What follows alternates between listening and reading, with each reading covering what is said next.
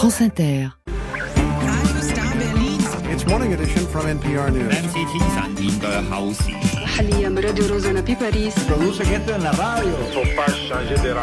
France Inter. Le 18-20. Fabienne Synthèse. Un jour dans le monde, c'est un jour dans le monde paralympique ce soir. And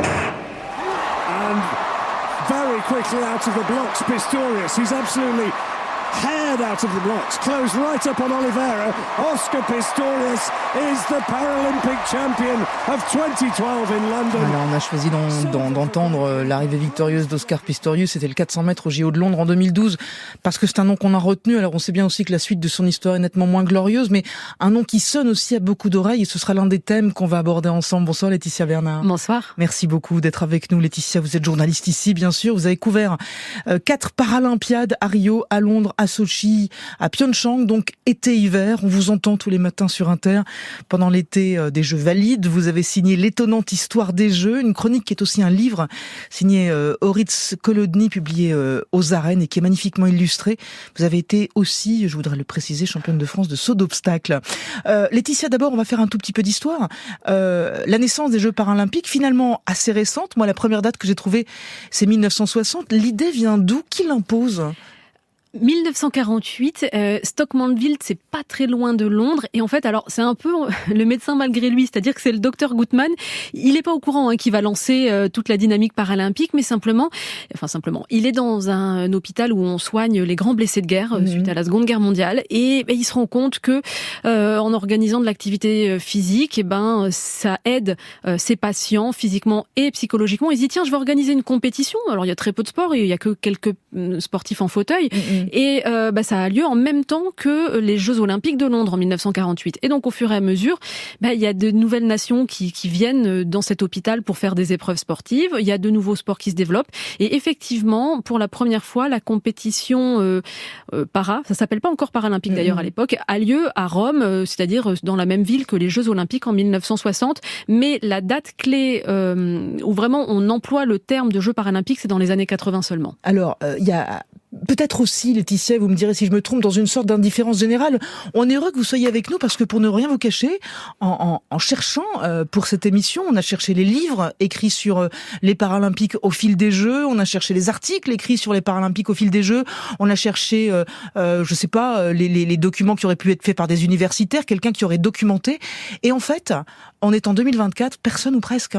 C'est vrai que c'est assez difficile. Même moi, là, quand je faisais la chronique étonnante histoire des Jeux, j'avais envie de traiter des thèmes sur l'histoire des Jeux para, et on n'a pas beaucoup de sources. Il y a quelques chercheurs, etc., en marge, en parallèle de l'histoire de l'olympisme. Mais c'est vrai, là, il y a de plus en plus de livres là qui commencent à sortir, mais c'est très très très récent.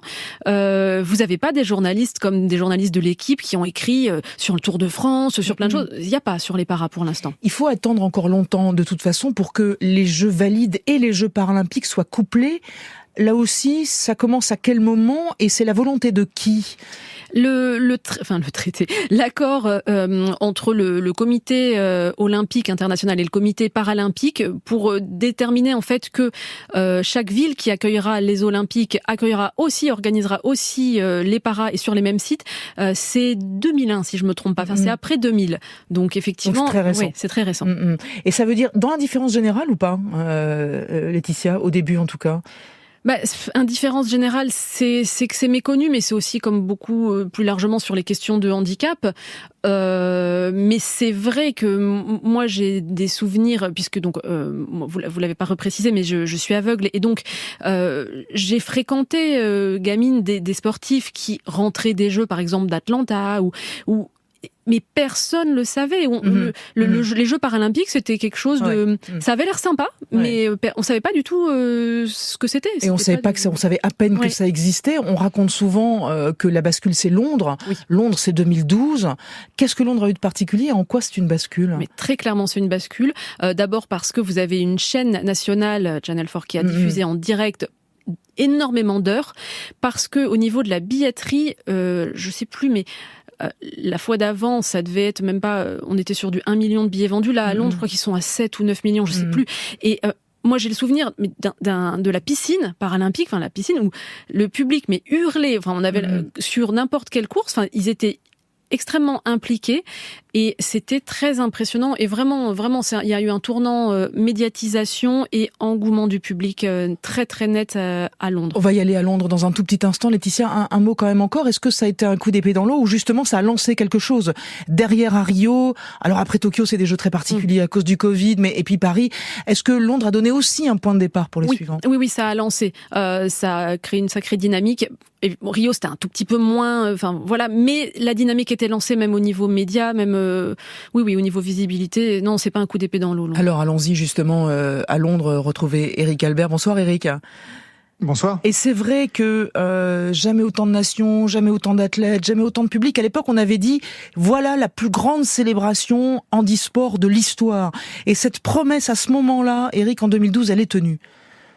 Elle est vraiment tenue. Il y avait vraiment un enthousiasme très fort qui venait des Jeux Olympiques, mais qui a continué complètement pendant les Paralympiques. Il y avait 11 millions de téléspectateurs pour la cérémonie d'ouverture, avec Channel 4, comme ça vient d'être dit. 40 millions de Britanniques qui ont regardé les Jeux Paralympiques pendant toute la période. Et surtout, effectivement, des stades pleins. Alors c'est vrai que c'était souvent des familles qui n'avaient pas pu s'acheter des billets, parce que c'était effectivement beaucoup moins cher, les Paralympiques, mais c'était quand même des billets vendus, non pas donnés, et c'était des stades pleins qui hurlaient avec il y avait, je me rappelle de Londres, tapissé de publicité avec des athlètes paralympiques un peu partout. Il y avait une vraie ambiance autour de ça. Et alors, ce qu'on est en train de voir venir effectivement aussi en France de notre côté, Eric Albert, et puis il y a l'après.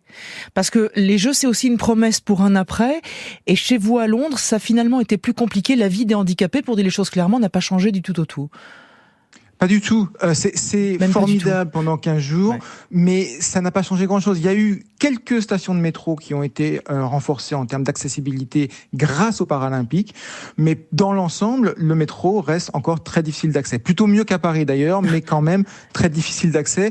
Les bus, un petit peu mieux qu'à Paris également, mais il y a eu cette histoire de Tandy Gray-Thompson, qui est membre de la Chambre des Lords, qui était une ancienne grande championne paralympique, 11 médailles d'or, qui il y a 3 jours, alors qu'elle allait de Leeds à Londres et allait vers Paris pour les Jeux Paralympiques justement, a été obligée de ramper hors de sa chaise, son fauteuil roulant, pour sortir du train, parce que personne n'est venu la chercher à la sortie du train, contrairement à ce qui était prévu. Donc ce genre d'accro au quotidien, ça arrive encore en permanence. Voilà, Eric Albert, merci beaucoup, correspondant du Monde à Londres. Je voudrais qu'on aille à Tokyo. Bonsoir Karine Nishimura.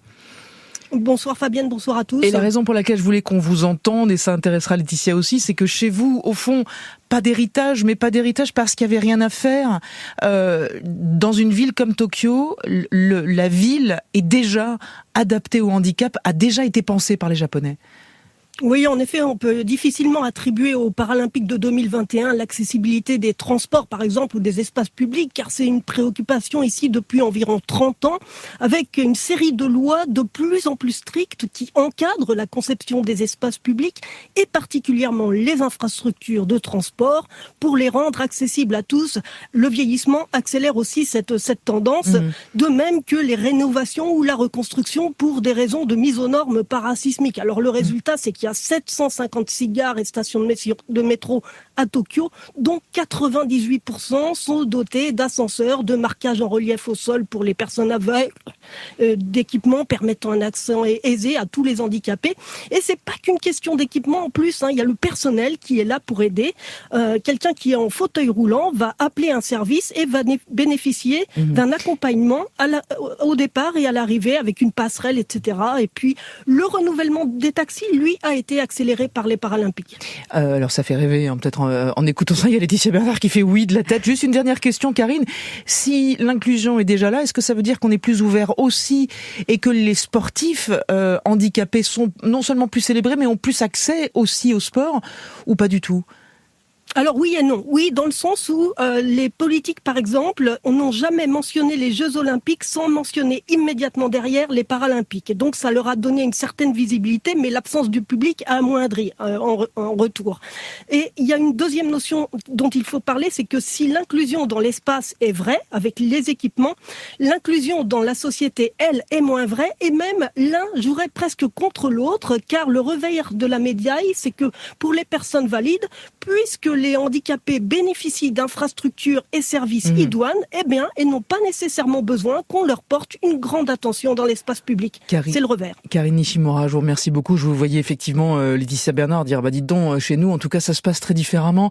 Ça fait envie ou pas? Est-ce qu'on se dit, oui, le ratage des Jeux paralympiques, ce serait le ratage de l'héritage, en fait? En fait, ce qui fait vraiment envie, ce sont les infrastructures dont elle parle, clairement, parce que techniquement... 98% des gares, j'ai noté ce chiffre. On n'y est pas, même les nouveaux taxis, etc. Par contre, là où on a déjà, je trouve, gagné quelque chose au niveau de Paris, c'est dans l'attitude, les réactions des gens qu'on peut croiser dans la rue ou dans la vie quotidienne. On sent qu'ils ont une énorme sensibilisation maintenant au handicap, enfin une sensibilisation beaucoup plus présente qu'avant, aussi bien les enfants que les adultes. Vous rentrez dans un restaurant, il n'y a plus ce temps de bug, si je puis dire, de panique intersidérale qui faisait que voilà. Là, il y a tout de suite. Oui, bien sûr, vous voulez faire. Vous voulez vous asseoir là ou qu'est-ce que on a ça. Enfin, ça va donner. Les personnes ont la capacité. Enfin, ils bloquent plus. C'est-à-dire que voilà, ils font plus erreur 404 et ils arrivent à être réceptifs et à échanger et c'est beaucoup plus agréable. J'ai une toute dernière question pour vous et ce sera la dernière là, mais comme vous reviendrez pour le téléphone, on aura l'occasion d'y revenir. Je me demandais s'il y avait eu un tournant performance aussi dans les Jeux paralympiques. C'est pour ça qu'on a voulu mettre Oscar Pistorius tout à l'heure en démarrant cette conversation, parce que ce qui était marquant aussi, c'est les équipements, c'est les prothèses de Pistorius, c'est donc la représentation qu'il y a eu, l'identification même qu'on a pu avoir après cet homme-là. Oui, alors c'est deux choses un peu différentes, les équipements ou la performance, mais ce qui est sûr, c'est que plus vous avez de personnes avec un handicap qui pratiquent un sport, plus ça crée de l'émulation. Et plus on met l'accent sur ces jeux et ces événements-là, plus on va avoir la notion de performance qui va émerger de plus en plus, et c'est très important. La notion de performance, et puis des noms qu'on peut citer derrière, pas seulement le vôtre, Laetitia Bernard, vous reviendrez tout à l'heure dans le téléphone sonne à partir de 19h20 avec les questions des auditeurs. Merci beaucoup, en tout cas, de ce petit passage pour l'instant chez nous. La suite ce soir, c'est le reportage et c'est le 3e volet de notre série sur l'Australie. Nous sommes avec un policier, figurez-vous que c'est le plus solitaire du monde. Pour aller jusqu'à 19h, la bande du dernier quart d'heure d'un jour dans le monde, c'est vous d'abord, Kevin Dufresne, sous les radars. Sous les radars paralympiques, ce soir, on y revient, je vous parle des para-athlètes ukrainiens qui ont vu évidemment leur vie changer depuis le début de la guerre. Le monde à 18h50, Franck Madvon. Bonsoir Franck. Salut Fabienne, bonsoir à tous. Le Venezuela manifeste à nouveau aujourd'hui. La colère ne retombe pas un mois après la victoire électorale volée de Nicolas Maduro. Et puis le cinéma en VO et Corinne Pellissier. Bonsoir Corinne. Bonsoir Janis Joplin, Patti Smith, Leonard Cohen y ont séjourné. Je vous emmène dans les coulisses aujourd'hui du Chelsea Hotel à Manhattan. Un formidable documentaire baptisé Dreaming Walls. Allez, à tout de suite, tout le monde, le tour de la planète n'est pas fini. Il passe par le désert, justement, avec Lhasa El Desierto. Ça date de 1997. Et voilà qui va nous permettre d'arriver tout doucement vers le désert d'Australie, où nous sommes en reportage, juste après. He venido al desierto para reírme de tu amor, que el desierto es más tierno y la espina besa mejor.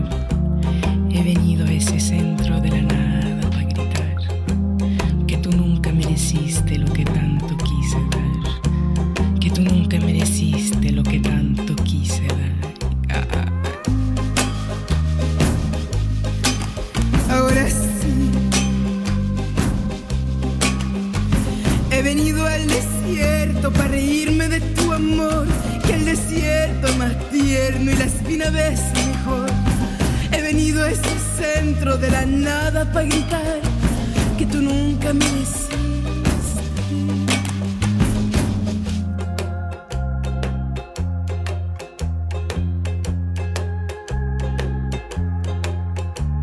He venido yo corriendo, olvidándome de ti. Dame un beso, pajarillo, y no te asustes, colibrí. He venido encendida al desierto pa' quemar, porque el alma prende fuego cuando deja de amar. Porque el alma prende fuego cuando deja de amar. Ahora sí, he venido yo corriendo y olvidándome de ti. Dame un beso, pajarillo, y no te asustes, colibrí. He venido encendida al desierto pa' quemar, porque el alma prende fuego.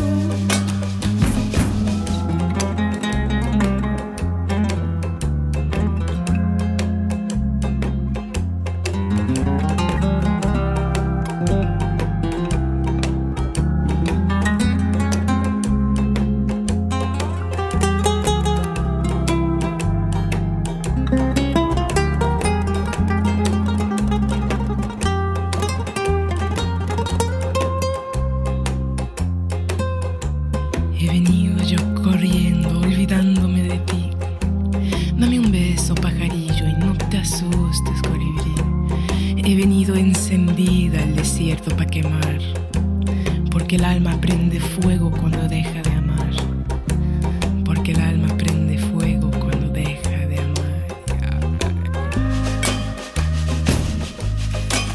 Ahora sí, he venido al desierto para irme. Troisième volet de la série de reportages d'Un jour dans le monde en Australie. Aujourd'hui, je vous emmène à Birdsville. C'est une petite ville située dans l'est du Queensland. Et Birdsville est considérée comme l'une des villes les plus isolées de cet immense pays. Elle est à plus de 1600 km de Brisbane, au milieu du centre aride de cette île-continent.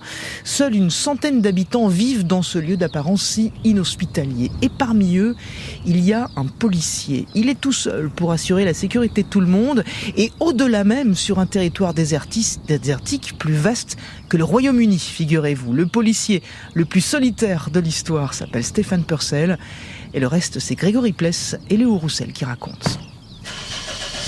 Comme tous les matins, Stéphane Purcell fait le tour de la ville en voiture. Et comme il n'y a pas de standardiste au commissariat, c'est lui qui prend directement les appels pendant sa patrouille. Police de Birdsville, Stéphane à l'appareil. Bonjour Stéphane, je m'appelle Peter. J'ai essayé de vous appeler plus tôt. Je voulais savoir si le désert de Simpson était accessible depuis Birdsville. Non, je crois que c'est fermé pour l'instant par mesure de sécurité. Il a plu il y a 2 jours. Ok Stéphane, merci beaucoup de m'avoir répondu. Cet environnement unique, inhospitalier et surtout gigantesque, c'est le territoire sur lequel Stéphane doit assurer seul la sécurité. Ma zone de couverture fait 294 000 km². À l'ouest, il y a le désert de Simpson.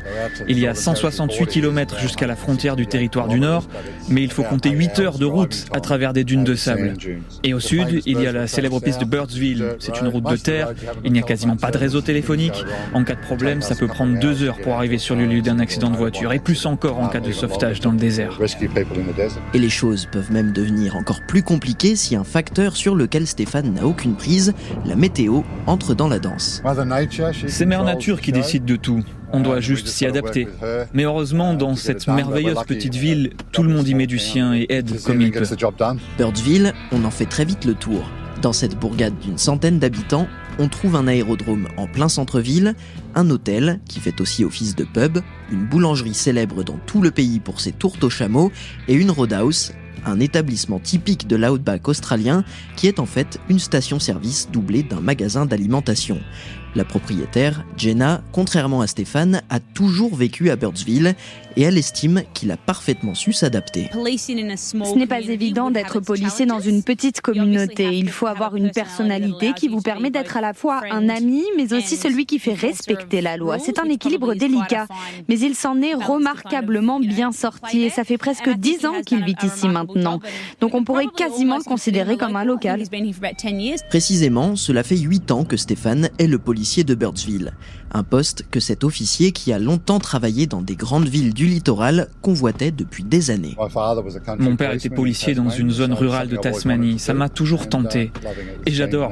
Ça a été une expérience formidable. Et je pense que quiconque pratique cette forme de police, non seulement devient un meilleur policier, mais aussi une meilleure personne. Stéphane, en tout cas, est très apprécié de la communauté locale. Ainsi, Pita, la patronne du café de la ville, et son mari ne tarissent pas d'éloges à son sujet.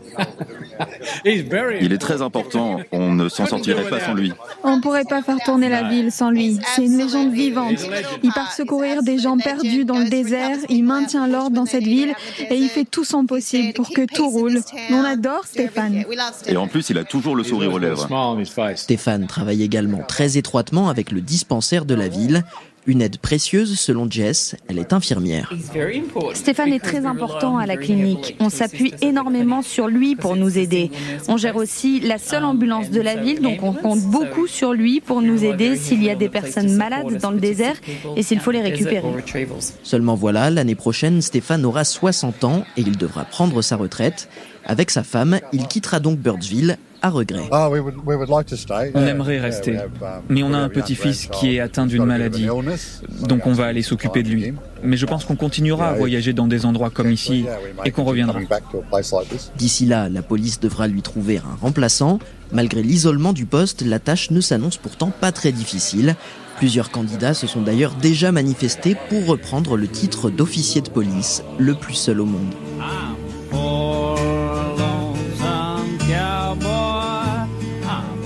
Le Poor Lonesome Cowboy, le Lucky Luke du désert australien. À demain pour le dernier volet de cette série. Merci à Grégory Pless et à Léo Roussel. Retour à l'actualité internationale, celle qui passe sous les radars et que Kevin Dufresne déniche tous les jours.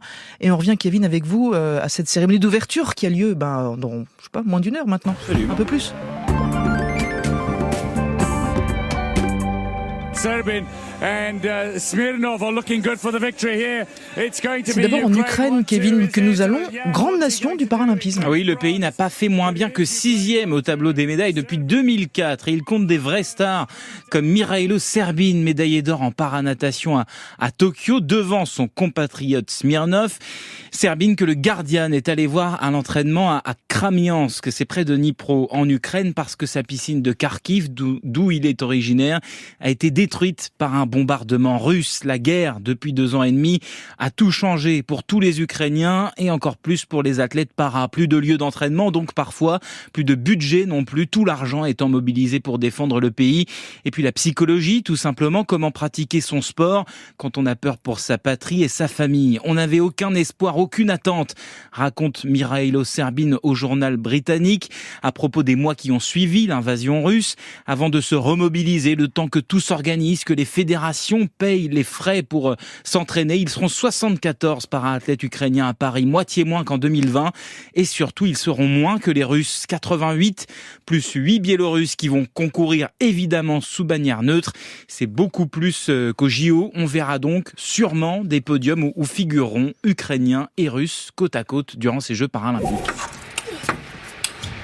Nous voici au tennis de table, Kevin, avec 2 athlètes uniques de Paris 2024. Oui, l'Australienne Melissa Tapper, 34 ans, et la Brésilienne Bruna Alexandre, 29 ans, ne vont pas découvrir l'Arena Paris-Sud cette semaine, puisqu'elles ont déjà participé au JO de Paris il y a quelques jours. Et oui, elles font le doublé, car malgré le handicap, elles ont réussi à se qualifier chez les valides sans briller. Elles ont vite été éliminées, mais l'objectif n'était pas la médaille, simplement d'être là parmi les meilleurs du monde, et c'est déjà énorme. Melissa Tapper est paralysée de naissance au bras droit. Bruna Alexandre est amputée du bras droit, ce qui joue évidemment sur l'équilibre quand on fait du tennis de table. Pour les paras, en revanche, elles font partie des favorites. Seulement 7 athlètes ont réussi l'exploit d'enchaîner olympique et paralympique la même année. Le plus connu, c'est bien sûr Oscar Pistorius, vous en parliez tout à l'heure, en athlétisme à Londres 2012.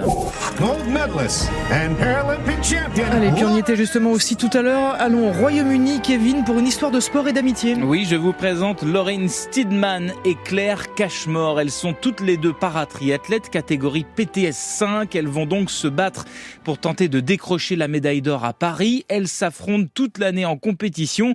Mais les 2 Britanniques sont en fait très proches en dehors des circuits. Elles se connaissent depuis le lycée, c'était il y a 18 ans.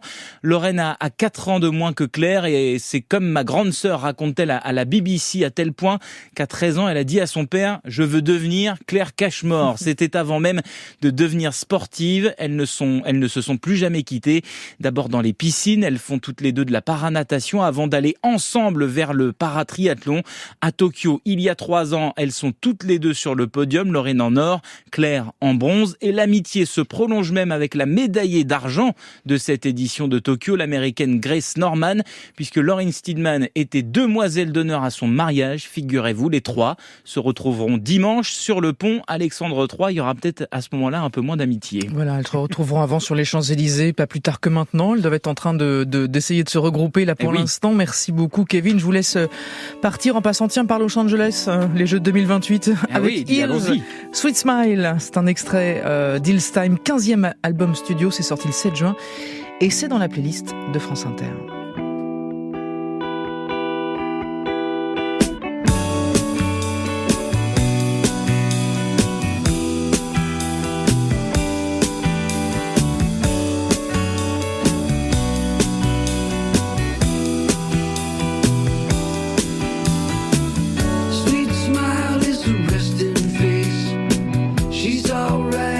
Whatever the case, walking carefree down the street.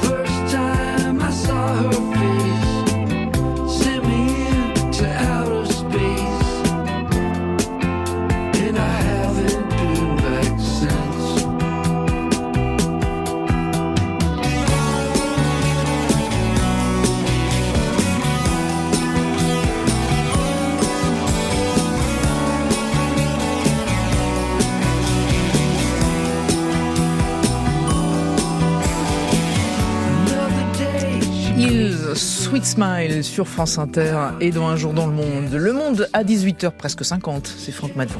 How dare you! Fabienne Synthèse. Le 18-20. Franck, un mois pile après la présidentielle au Venezuela, l'opposition est encore dans la rue aujourd'hui pour dénoncer la fraude électorale du régime Maduro. Et ce soir, vous nous expliquez pourquoi les opposants restent mobilisés malgré la répression. Connaissez-vous, Fabienne, l'opération Tuntun ? Eh bien non. Tuntun, c'est le toc-toc du visiteur qui frappe à la porte, de préférence à la nuit tombée. Si vous l'ouvrez, vous faites face à la police vénézuélienne, venue vous arrêter souvent sans mandat sur la base de preuves inventées. L'opération Tuntun est engagée depuis un mois au Venezuela, depuis que le président Nicolas Maduro a volé sa réélection. Inutile d'employer le conditionnel. La fraude du 28 juillet ne fait aucun doute. Maduro a été officiellement reconnu vainqueur la semaine dernière par le tribunal supérieur de justice, piloté bien sûr par ses soutiens, vainqueur avec 52% des voix, mais le Conseil électoral n'a pas rendu public les procès-verbaux des bureaux de vote. Ben oui, la faute à un piratage informatique, c'est ballot, hein, vraiment pas de chance. Et en clair, personne ne croit à cette thèse. Ben non, c'est une manœuvre du régime Maduro. De son côté, l'opposition a publié les PV des bureaux de vote fournis par ses scrutateurs, et le résultat est sans appel. Son candidat Edmundo González Urrutia a obtenu les 2/3 des voix. Les électeurs vénézuéliens descendent donc à nouveau dans la rue aujourd'hui pour dénoncer la fraude. Mais l'opération Tuntun et toute la machine répressive du pouvoir font leur œuvre. 27 morts et plus de 2400 personnes arrêtées en un mois. Toutes les voix critiques sont muselées. Hier, c'est le célèbre avocat Perkins Rocha, très proche de l'opposition, qui a été arrêté à son tour. Et le pouvoir maintient la pression. La preuve, Nicolas Maduro a annoncé hier un remaniement ministériel qui promeut les fidèles, les durs du régime, au premier chef Diosdado Cabello. Cette figure du chavisme, qui a d'abord fait carrière dans l'armée, se voit confier les ministères de l'Intérieur et de la Justice. Ancien vice-président, Cabello a souvent occupé des postes prestigieux, une sorte de numéro 2 du régime qui terrifie l'opposition. Il est recherché aux États-Unis pour son implication dans le narcotrafic. L'opération Tuntun, c'était son expression, en 2017 déjà, quand le pouvoir avait lancé la chasse aux anti-Maduro. Le message est limpide, la répression va continuer. Autant dire qu'il faut du courage pour participer aujourd'hui au 4e rassemblement de l'opposition en un mois. Les Vénézuéliens ont peur, mais devraient être encore des milliers à défier les forces de l'ordre. Et alors Franck, quelle peut être l'issue de cette crise ? Alors la chef de l'opposition, Mariana Corina Machado, se dit convaincue qu'il est possible de faire tomber Maduro. Elle n'a pas été autorisée à se présenter, vous le savez, à la présidentielle, et a donc laissé sa place à l'ancien diplomate Edmundo González. Tous deux vivent dans la clandestinité actuellement pour échapper à la police. Dans une interview à Reuters, Machado estime que 2 éléments sont nécessaires pour que le régime s'effondre: des manifestations pacifiques, comme aujourd'hui, et une forte pression internationale. C'est le cas. L'Occident ne reconnaît pas la réélection de Maduro, et même ses alliés de gauche en Amérique latine, comme Lula au Brésil ou Petro en Colombie, demandent un nouveau scrutin. Il faut continuer à soutenir l'opposition vénézuélienne pour pousser Nicolas Maduro à des négociations, alors que le pouvoir chaviste n'a jamais semblé aussi fragile. Franck Madvon, merci beaucoup. À demain. Le mercredi, c'est jour du cinéma en VO. Et c'est Corinne Pellissier. France Inter. Un jour dans le monde. It's a fantasy land where people go to find pleasure, get away from reality. It's a place that kind of asks you to be free. Et Corinne, pour ce premier rendez-vous de la saison, vous nous emmenez à New York avec Dreaming Wall, un documentaire qui nous emmène surtout dans les coulisses d'un des endroits les plus emblématiques de la contre-culture américaine, l'hôtel Chelsea, à Manhattan, refuge entre autres de Patti Smith, de Bob Dylan. Il a aussi abrité une impressionnante communauté d'artistes qui ont résisté face à la transformation du Chelsea jusqu'à ce qu'il se transforme en hôtel de luxe. Trop de vedettes, trop de souvenirs, trop de cool. L'esprit bohème du Chelsea Hotel, popularisé par Janis Joplin et Patti Smith, allait forcément un jour séduire un consortium aux reins solides, car il y en a eu des tentatives pour un résultat pas toujours très heureux. Acheté, délaissé, revendu, tombé en décrépitude, encore vendu et surtout constamment en travaux. Ce bel immeuble de briques rouges de la 23e rue n'a plus grand-chose à voir aujourd'hui avec son spa, ses chambres à plus de $500 et son espace de gym, toujours rétro dans sa déco, mais terminé à l'espace de vie autogéré abordable pour la classe populaire qui a vu passer à leur début de nombreux artistes et intellectuels fauchés. Here's room 506. It's enough to make you sick. La chanteuse Nico, Arthur Miller, Bob Dylan, Sid Vicious, Leonard Cohen, Mark Twain, Andy Warhol y ont séjourné, vécu, tourné des films et contribué surtout à sa légende. Bien sûr, on n'y entrait pas sans montrer patte blanche. Et c'est en sympathisant avec l'une des plus vieilles résidentes de l'hôtel que Maya Duverdier et Joe Rowan, qu'on va entendre, qui réalisent le film, ont décidé d'y poser leur caméra en 2018. Pour nous, en fait, c'était surtout un endroit d'imaginaire parce qu'on avait lu Just Kids de Patti Smith et on avait fantasmé ce lieu de création où des artistes de tout horizon pouvaient se croiser, créer ensemble, etc. Et en fait, par hasard, moi, mon film précédent était sélectionné à Tribeca, et c'est en se baladant dans la rue en attendant les projections que Maya a reconnu la façade qui était en travaux, et on s'est dit, mais attends, mais c'est le Chelsea Hotel dont on a rêvé si on y allait. Et on est rentré, on a repéré tout de suite Mère Lister, qui est un des personnages de notre film, qui est une chorégraphe assez incroyable. Donc ça a été un peu à la fois quelque chose d'assez magique, et en même temps un peu déconcertant parce que tout était dans un état assez délabré, quoi. Il y avait des câbles qui tombaient du plafond. C'était pas du tout ce qu'on imaginait. C'est comme ça qu'on a eu envie d'en faire un film. Alors Corinne, de cette rencontre avec les résidents permanents de l'hôtel Chelsea, ils sont une cinquantaine et l'envie de faire un film pour documenter la grande histoire, mais donner surtout un visage aux anonymes qui ont aussi façonné l'âme de ce lieu mythique. Il y a, quand vous entrez dans cet hôtel, une atmosphère unique. Vous êtes là dans le documentaire, au milieu des sacs de plâtre, des câbles électriques, des bâches accrochées au mur avec des ouvriers qui sont en train de travailler, et vous sentez le bouillonnement, toute l'énergie créative du lieu qu'on a déjà beaucoup montré dans des documentaires, mais sous un angle ici moins spectaculaire, moins glamour. C'est une visite intime avec ses habitants de longue date. Ils sont une cinquantaine. Ils vous invitent dans leur appartement, vous racontent les coulisses, le porte-savon ici de Janis Joplin, un peu plus loin les travaux qui ont réduit de moitié l'appartement d'un des résidents historiques. Le film déroule comme ça une galerie de portraits souvent pittoresques, mais complètement galvanisante. En fait, ce qui nous a beaucoup touché, c'est qu'il y avait énormément de femmes seules qui vivaient dans l'hôtel et qui créaient dans l'hôtel, dont on ne connaissait pas du tout l'histoire. Et on s'est dit, c'est un moment de l'hôtel assez magique où il y a une transformation. Il va sans doute plus être l'endroit de la contre-culture qu'il a été. Il faut absolument capturer ce moment. Et il faut aussi rendre honneur, en fait, à toutes ces personnes qui n'ont pas été mises dans la lumière, comme les grands noms qu'on cite tout le temps. Imprimer leur histoire sur le film, quoi. Il y a tellement d'histoires dans le Chelsea Hotel qui se perdent. C'est un landmark de l'extérieur, donc un repère de la ville, mais pas sur l'intérieur, pas sur ce qu'il a été. Moi, ça a été ultra marquant, en fait, dans ma vie aussi de jeune artiste, en fait, d'être là. Il y avait un côté de transmission, puis en fait, c'était vraiment des badass, enfin, les personnes là-bas qui ont vraiment fait des choix de vie très, très forts et très durs aussi.